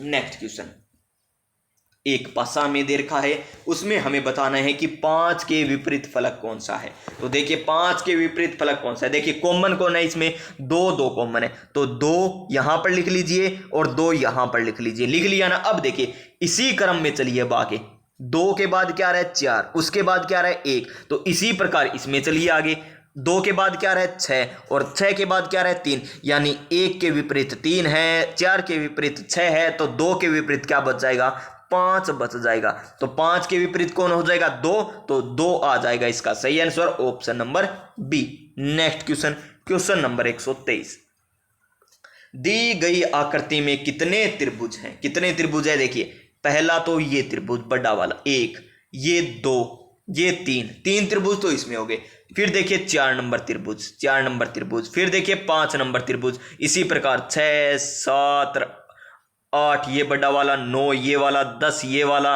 और इसी प्रकार टोटल गिनोगे 10, तो और देखिए 10 हो गए ना, ये मोटे मोटे 10 गिन दिए हमने, और ये देखिए 11, ये आ जाएगा 12, ये आ जाएगा 13, और कौन से बच गए इसमें, और बच गया हमारा, ये गिन लिया था क्या, ये गिन लिया था, ठीक है 13 तो गिन दिए हमने, और देखिए कौन सा बच गया, हाँ ठीक है 13 के बाद ये देखिए 14, ये देखिए 15, ये बड़ा वाला गिन दिया था ना, क्या नहीं गिना था, 15 आ गए प्यारे विद्यार्थियों, गिना था या नहीं गिना था, तो 15 आ जाएंगे, इसका आंसर 15, ऑप्शन नंबर बी हो जाएगा इसका सही आंसर। क्वेश्चन नंबर 124 क्या कह रहा है, क्वेश्चन नंबर 124 देखिए, ए है ना 10 मीटर पूर्व में चलता है, ये उत्तर दिशा होती है, ये दक्षिण होती है, ये पूर्व होती है, ये पश्चिम होती है, ये तो पता ही है ना। तो अब देखिए पूर्व में चलाते हैं हम इसे, कितना 10 मीटर, ये लीजिए 10 मीटर पूर्व में चल लिया, ये है 10 मीटर। उसके बाद फिर वो मुड़ता है दाईं ओर, दाईं ओर मतलब नीचे की ओर जाएगा, दाईं ओर कितना चलता है 10 मीटर, ये लीजिए 10 मीटर और चल लिया दाईं 10 मीटर। आगे देखिए फिर हर बार अपनी बाईं ओर, हर बार मुड़ेगा बाईं ओर। अब चलेगा 5 मीटर, पहले 5 मीटर चल गया, उसके बाद 15 मीटर चला है क्या, ये लीजिए 15 मीटर, 10 तो ये इसके सीध में 5 मीटर ऊपर चला गया, ये लीजिए 5 मीटर, ये तो हो गई 10, ये हो गई 5, और ये दूरी कितनी है, 5 मीटर है ना, ये 5 मीटर। अब देखिए अब कितना चलना है, इसे और चलना है अब बाईं ओर, किस तरफ चलना है, बाईं ओर चलना है, कितना, 15 मीटर, और ये है बाईं 15 मीटर और चल लिया, ये लीजिए यहां पर पूग गया, ये कहां पर आ गया, यहां पर आ गया, क्योंकि 5 ये 10 ये यानी 15 इसके बिल्कुल उत्तर में, और कितना, 5 मीटर उत्तर में, 5 मीटर उत्तर में। तो देखिए अपने प्रारंभिक स्थान से कितनी दूरी पर है, 5 मीटर की दूरी पर है, यानी option number D, option number D, जिसमें दे रखा है 5 metre. Next question, question number 125, क्या है question number 125, A B C D E F एक पंक्ति में बैठे हुए हैं, ये लीजिए एक कोई पंक्ति है, ए बी सी डी बिठाने हैं। देखिए ई और एफ केंद्र में बैठे हैं, ई और एफ है ना बीच में बैठे, ई और एफ, ई और एफ क्या है, बीच में है, ई और एफ बीच में बैठे हैं, ठीक है। ए और बी छोरों पर है, ए यहां पर है ना और बी यहां पर, मान लीजिए एक बार मानना है हमें, ए और बी छोरों पर है। सी है ना वो ए के बाईं ओर, सी ए के बाईं ओर बैठा है, ए के बाईं ओर बैठा है तो ए यहां पर आएगा, बी यहां पर आ जाएगा, क्यों बाईं ओर है तो सी इधर आ जाएगा। आगे देखिए बी के दाईं ओर कौन बैठा है, तो ए आ गया, बी आ गया, सी आ गया, डी नहीं आया अभी तक, ई, अब तो डी यहां पर आ जाएगा, तो इसका सही आंसर क्या आ जाएगा, डी, ऑप्शन नंबर ए, ऑप्शन नंबर ए। 125 नंबर क्वेश्चन का सही आंसर ऑप्शन नंबर ए आ जाएगा। आ गया ना समझ में। मैंने ए यहां क्यों लिखा, क्योंकि इसने कह रखा है कि सी है ना वो ए के बाईं ओर बैठा है, ए के बाईं ओर तभी होगा जब ए यहां पर होगा, ए यहां पर होगा तो इधर तो कोई बैठा ही नहीं है, तो इधर किसको बिठाएंगे, तो ए यहां पर आ गया, बी यहां पर आ गया। ये तो नहीं कहा ना कि ए किस छोर पर है, ए और बी छोरों पर बैठे हैं, ये लीजिए ये छोर आ गया, बी ये हो गया, ए ये हो गया, तो बस हो गया question option number A. Question number next क्या है, नेक्स्ट क्वेश्चन कि सी ई जी को T S R F H G J को क्यू पी ओ लिखा जाता है, तो आई के एम को किस प्रकार लिखेंगे, तो लिख लीजिए, देखते हैं किस प्रकार। सी कितने पे आता है, 3 नंबर पे, ई कितने पे आता है, 5 नंबर पे आता है, जी 7 नंबर पे आता है। इसी प्रकार इसको टी से 20, एस से एस कितने पे आता है, P Q R S T यानी 19 पे आता है। उसके बाद क्या देर का आर, तो 18 पे आता है, 18 लिख दीजिए यहां पर, 18। अब देखिए अब कितने पे आता है, 6 पे आता है, और एच कितने पे आता है, 8 पे आता है, और जे आता है 10 पर, और उसी की बात क्यू आता है 17 पर, और पी आता है 16 पर, और ओ आता है 15 पर। ओ आता है कितने पर, 15 पर, ओ 15 पर आता है। अब देखिए आगे आई कितने पे आता है, आई 9 पर, के कितने पे आता है, 11 पर आता है, एम कितने पे आता है, 13 पे आता है। तो आगे बताना है हमें क्या आएगा। देखिए 3 6 3 9, 5 3 8 3 11, 7 3 10 3 13, तो 20 में से 3 जाए 17, 17 में से 3 जाए कितने, 14, 14 पे क्या आता है, अन आता है, 14 पे तो अन आता है। और देखिए 19 में से 3 जाए 16, 16 में से 3 जाए 13, 13 पे क्या आता है, अम आता है, क्या आता है, अम आता है। फिर देखिए 18 में से 3 जाए 15, 15 में से 3 जाए कितने बचेंगे, 12, 12 पे क्या आता है, अल आता है, ये लीजिए अल। तो क्या आ जाएगा इसका सही answer, N M L, option number C आ जाएगा।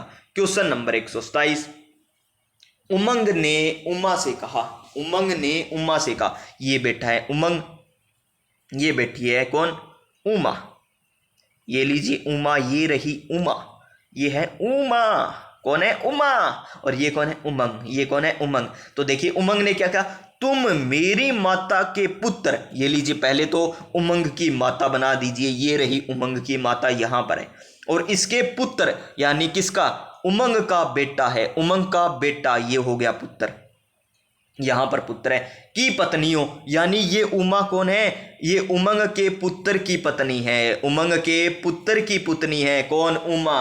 तो उमा, उमंग का उमा से क्या संबंध है, तो उमंग क्या लगेगा, सुसर लगेगा, क्या सुसरा, क्या लगेगा, सुसरोल कहेगा, ऑप्शन नंबर सी, क्या आ जाएगा, option number C. Question number 128, क्या दे रखा है, यहां एक कथन दिया है, उसके पास 2 तर्क दे रखे हैं, हमें बताना है कि कौन सा सही मजबूत है तथा कौन सा तर्क कमजोर है, ये हमको बताना है, मजबूत कौन सा है और तर्क कमजोर कौन सा है, ये हमको बताना है। देखिए कथन क्या दे रखा है, कथन क्या रखा है कि क्या लोगों द्वारा आयकर का टाल देना चाहिए, क्या लोगों के द्वारा आयकर को टाल देना चाहिए, क्या ये कथन कह रहा है? तर्क देखिए, हाँ कर अत्यधिक उच्च है, हाँ कर अत्यधिक अधिक है, नहीं यह कल्याणकारियों को बाधित करेगा। तो कौन सा इसमें कमजोर है? कमजोर तो है हमारा कथन तर्क नंबर 1। और मजबूत कौन सा है? 2 नंबर। कौन सा है मजबूत? 2 नंबर। मजबूत है ना 2 नंबर। तो देखिए यदि केवल तर्क 1 मजबूत है, 1 तो मजबूत है नहीं, तो 2 मजबूत है, ठीक है मजबूत है, दोनों मजबूत है नहीं, नहीं दोनों मजबूत है, तो ऑप्शन नंबर बी आ जाएगा इसका सही आंसर। केवल बी मजबूत है, तर्क 2 मजबूत है। अब देखिए क्वेश्चन नंबर 129, 2, 12, 36, 80, 150 के बाद क्या आएगा अगला पद बताने में। तो देखिए दो अंतर देखिए कितना है इसका, 10 का अंतर है। उसके बाद कितना का अंतर आ गया? उसके बाद 24 का अंतर आ गया। उसके बाद कितना अंतर आ गया? 4, 5 नहीं 4, 4 44 का अंतर आ गया। उसके बाद कितना अंतर आ गया? 0। उसके बाद बात करें तो कितना अंतर आ गया? 7, 70। ये तो अंतर तो बन नहीं रहा प्यारे विद्यार्थियों। 1 की स्क्वायर कितनी होती है? 1 की स्क्वायर 1 होती है, उसमें 1 जोड़ा जाए, 1 की स्क्वायर में 1 जोड़ा जाए तो 2 आ जाता है, ठीक है। फिर देखिए 2 की स्क्वायर में 2 जोड़ें, 2 दूनी 4, नहीं आया प्यारे विद्यार्थियों ये भी। फिर देखिए हाँ ठीक है प्यारे विद्यार्थियों, 1 की क्यूब में 1 की क्यूब जोड़ेंगे 2, 2 की स्क्वायर में 2 की क्यूब जोड़ेंगे तो कितना आ जाएगा? 2 दूनी 4 और 8 कितने होते हैं? 8 4 12 होते हैं, बिल्कुल सही है, बन गई श्रृंखला।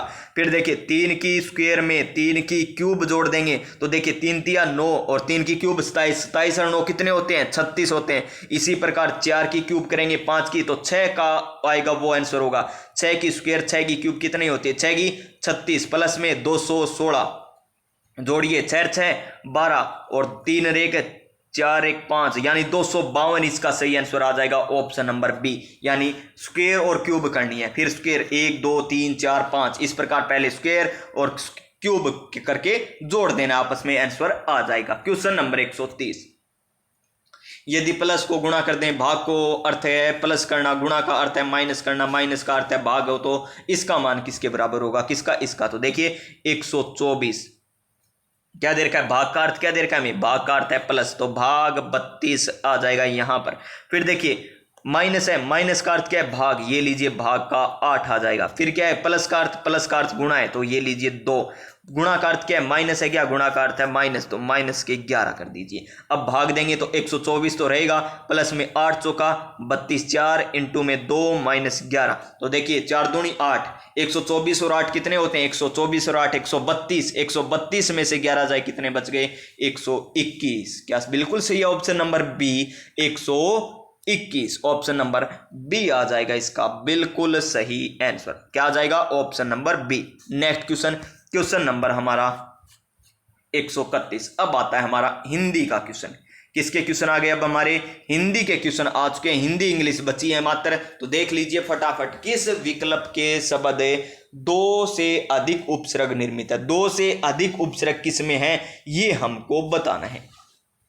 अध्यापक, अधिधन आपक, पारितोषित, तो इसमें तो नहीं है प्यारे विद्यार्थियों 2 से अधिक उपसर्ग। फिर देखिए प्रचार्य, इसमें प्रचार्य, परधन आचार्य, सहानुभूति, सहानुभूति, सहानुभूति नहीं है। दूरध्य व्यवसाय यानी दूरधन, दूरधन अधिधन, ठीक है इसमें तो है। समुदाहरण, तो इसमें भी है, ठीक है। प्रतिवाद, अज्ञानता, अज्ञानता में नहीं है, तो ये भी कट जाएगा। 2 से अधिक किस में है? ऑप्शन नंबर सी में, केवल ऑप्शन नंबर सी आ जाएगा इसका बिल्कुल सही आंसर। क्वेश्चन नंबर 132, संधि की दृष्टि से संगत विकल्प का चयन करना है।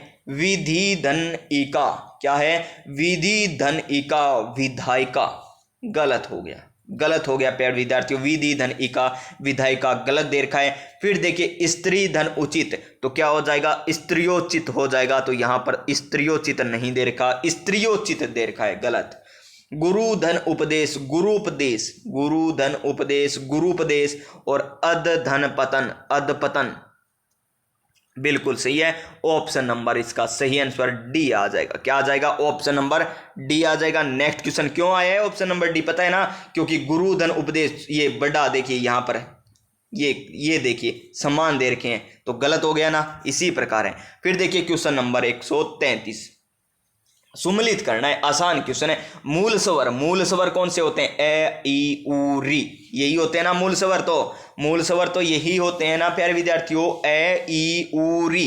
क्या सही है? मूल शब्द यही होते हैं ना मूल शब्द। तो इसमें आ जाएगा हमारा ए में ये वाला। गए देखिए किसमें, पहले में, इसमें नहीं है, इसमें नहीं है, इसमें नहीं है, केवल इसमें। ऑप्शन नंबर सी हो गया हमारा आंसर। और दीर्घ कौन से? आ ई उ ए। फिर देखिए अलप प्राण व्यंजन कौन से? अलप प्राण व्यंजन ये रह लव है। ए घोष व्यंजन कौन से होते हैं? ख छ फे से, यानी इसका सही आंसर ऑप्शन नंबर सी हो जाएगा। नेक्स्ट क्वेश्चन, अशुद्ध वाक्य का चयन करना है। क्या करना है?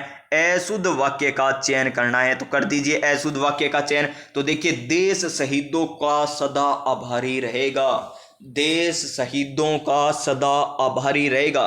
थोड़े समय बाद छात्र वापस लौट आए, वापस लौट भी आए और थोड़े समय बाद भी, यानी दो बात कह रहा है यहां पर। ये गलत हो जाएगा। वाक्य क्या है यहां पर? ये अशुद्ध हो जाएगा। कर्षण ने कंस का वध किया, बिल्कुल सही है। यह कार्य कैसे संभव है? ये भी बिल्कुल सही है। तो गलत कौन सा है? कथन नंबर नहीं, ऑप्शन नंबर बी गलत दे रखा है। क्वेश्चन नंबर 135, किस विकल्प में सभी अर्जुन के पर्यायवाची है? तो अर्जुन के पर्यायवाची कौन कौन से होते हैं? धनंजय होता है, पार्थ होता है, कांते होता है, होते हैं ना। ये ऑप्शन नंबर ए बिल्कुल सही दे रखा है 135 में। क्वेश्चन नंबर 136, समास विग्रह की दृष्टि से असंगत है। देशाटन, देश में अटन, जीवन भर, पूरे जीवन, बस इतना ही दे रखा है, पूरे जीवन।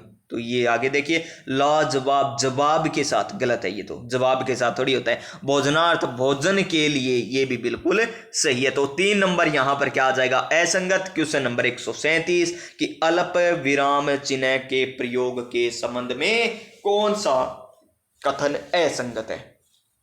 तो देखते हैं कौन सा कथन असंगत है। तो देखिए यहां पर भावोत्तिरेक में शब्दों पर बल देने के लिए, ये तो सही है। उपवाक्यों को अलग करने के लिए, ये भी सही है, अल्प विराम का प्रयोग किया जाता है। किसी तथ्य को स्पष्ट करने का संकेत, किसी तथ्य को स्पष्ट करने का संकेत थोड़ी दिया जाता है अल्प विराम से। तो ऑप्शन नंबर सी हो जाएगा जो असंगत है। क्वेश्चन नंबर 138, क्या बताना है? विलोम युगम बताना है। आसान सा क्वेश्चन होगा। जटिल का कुटिल दे रखा है, जटिल का कुटिल दे रखा है, बिल्कुल सही है।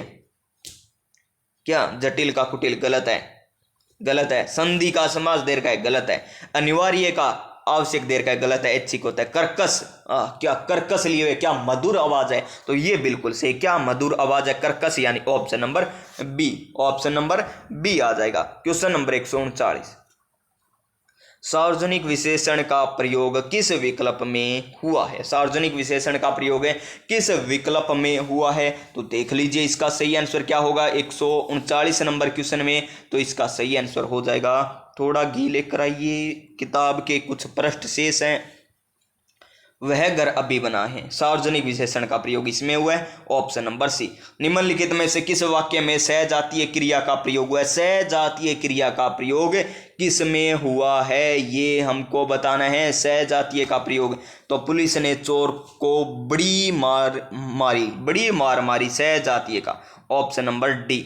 नेक्स्ट क्वेश्चन, इंग्लिश, ये है passage, but before I could be inspired by the amazing people I had to, इस प्रकार ये दे रखे हैं प्यारे विद्यार्थियों पैसेज, और इसमें से आपको आंसर करना है। तो देख लीजिए यहाँ पर ये पैसेज है, इसको आप स्क्रीनशॉट ले लीजिए। पहले स्क्रीनशॉट ले लिया होगा, तो अब देखिए इसका आंसर देखते हैं कि which the flowing is the passage related to chocolate, किसको रिलेटेड टू चॉकलेट पेज। तो देखिए इसका अर्थलोफ या टेस्ट मेड या वुजे फिर टेस्टी या टेनी किचन। तो इसका सही आंसर पैसेज में जाकर देखिए, आपने स्क्रीनशॉट लिया था उसमें ऑप्शन नंबर ए आपको साफ साफ दिखाई दे जाएगा, ऑप्शन नंबर ए हो जाएगा बिल्कुल सही आंसर। क्वेश्चन नंबर 42 का which of the following word the passage means very desirable, inspired, enviable, adorable, cleanness. तो इसका सही आंसर हमारा ऑप्शन नंबर क्या हो जाएगा, ऑप्शन नंबर बी हो जाएगा इसका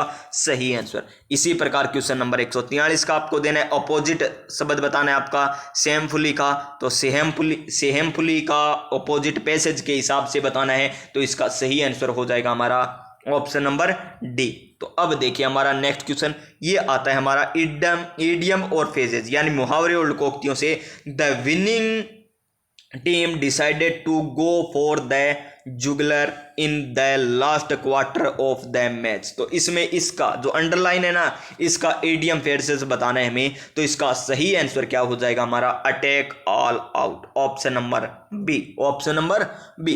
क्वेश्चन नंबर 145 क्या है, व्हाट इज, क्या है, पेसिडोनियम इन लेटर राइटिंग। तो देखिए इसका क्या हो जाएगा, name of the editor, legal name या फैक्टिशियस नेम या रियल नेम। तो इसका सही आंसर हमारा क्या हो जाएगा, option number C, option number C. Question number 146 का fill the blank space with the correct determiner. Determiner बताना है और यहां पर रिश्ता देकर फ्रेंड्स ही आर सिंसियर। तो इसका क्या हो जाएगा, the title, the little, none, the few, much. तो इसका सही आंसर क्या आ जाएगा प्यारे विद्यार्थियों, option number C, the few. क्या आ जाएगा, द फ्यू। अब देखिए हमें क्या करना है, कॉलम ए और कॉलम सी, कॉलम बी का मिलान करना है कि पहले में क्या आएगा। तो देखिए sentence, the train met an accident. तो इसका क्या आ जाएगा प्यारे विद्यार्थियों, इसमें कौन सा प्रीपोजिशन का प्रयोग होगा, एन से पहले। यहां पर एन एक्सीडेंट से पहले कौन सी प्रीपोजिशन का प्रयोग होता है, तो वो होता है हमारा विद का। तो ये लीजिए विद आ गया, एक नंबर में आ गया हमारा 3 नंबर, एक नंबर में आ गया 3 नंबर। उसके बाद देखिए such an idea would never occur, यहाँ पर रिक्स्तान मी। तो इससे पहले कौन सी प्रीपोजिशन आएगी, यहाँ पर टू आ जाएगी। क्या आ जाएगी, टू। फिर देखिए he has been in this office a year, इससे पहले कौन सी आ जाएगी, 4 आ जाएगी। और देख लीजिए केवल 3 पहले में ही है, ऑप्शन हमारा ए बिल्कुल सही हो जाता अगर पहले से ही करते, option number A. Question number 48 क्या बताना है हमें, करेक्ट बताना है phrasal verb from the given options. The meeting was रिक्स्तान देकर बिकॉज ऑफ बैड वेदर। तो इसमें क्या आ जाएगा, कॉल्ड बैक आ जाएगा, ऑफ आ जाएगा, बैक आ जाएगा, यहाँ पर कॉल या कॉल्ड इन आ जाएगा। तो क्या आएगा इसका सही आंसर, हमारा ऑप्शन नंबर बी आ जाएगा इसका सही आंसर। अगले में क्या करना है हमें, जो हिंदी अनुवाद है उसका इंग्लिश में ट्रांसलेशन करना है। तो देखिए मैं अपने कमरे में प्रवेश करने से पहले जूते और मोजे उतार देता हूं। I take off my shoes and shoes before entering my room, ये आएगा ना। तो यहाँ पर बिफोर वाला ऑप्शन नंबर ये हो जाएगा, आई टेक आउट नहीं, ऑफ आएगा। I take off my shoes and socks before entering my room, option number C आ जाएगा। क्वेश्चन नंबर नेक्स्ट क्या है, choose the most appropriate options. Sean said shall I ever win a gold medal, हमें बताना है इसका indirect speech, change into the indirect speech. Asin said, तो इसन सेड का क्या बन जाएगा, असिन वंडर्ड इफ ही, क्योंकि ये क्या है इंटरोगेटिव है, तो क्या आएगा, इफ आएगा, इफ आएगा, ठीक है। ये तो आएगा नहीं, तो इफ आ गया, ठीक है। इफ यहां पर भी देखा है, ही यहां पर क्या है, विन।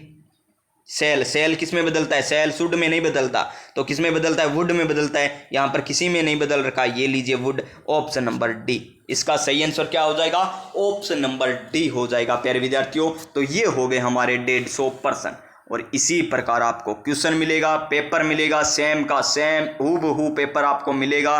तो प्यारे विद्यार्थियों ये था हमारा पेपर बीएसटीसी नहीं सीईटी का ग्रेजुएशन लेवल जो हमारा हुआ था पेपर, वो पेपर था, शानदार पेपर था। तो आपको करवा भी दिया गया है। क्लास कैसी लगी, अच्छी लगी हो तो लाइक कीजिएगा, चैनल पर पहली बार आए हो तो सब्सक्राइब कर लीजिएगा, और हाँ पास में जो बेल आइकन है ना उसे जरूर दबा लीजिएगा ताकि आने वाली प्रत्येक क्लास का नोटिफिकेशन आपको मिल सके।